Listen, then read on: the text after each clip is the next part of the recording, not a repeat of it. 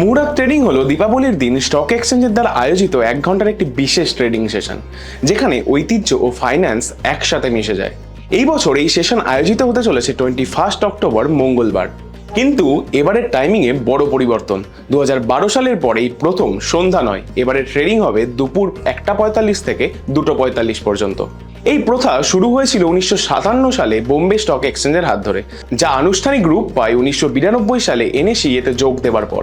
গত 10 বছরে 8 বার মুহূর্ত ট্রেডিং সেশন পজিটিভে ক্লোজিং হয়েছে এবং 2022 সাল থেকে গত 3 বছর ধরে টানা পজিটিভ ক্লোজিং দিয়ে চলেছে।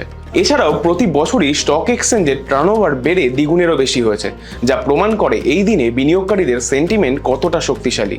তাই মনে রাখবেন, এটা শুধু একটা সামান্য ট্রেডিং সেশন নয়, এটা একটা শুভ সময়। আগের বারের এই সেশনে আপনি কোন স্টকটি কিনেছিলেন, সেটি কেমন পারফর্ম করেছে, বা এবারে আপনি কোন স্টকটি কেনার কথা ভাবছেন, আমাদের কমেন্ট করে জানাতে অবশ্যই ভুলবেন না। আর ভিডিওটি ভালো লাগলে অবশ্যই একটি লাইক করে পেজটিকে ফলো করে নেবেন। ধন্যবাদ।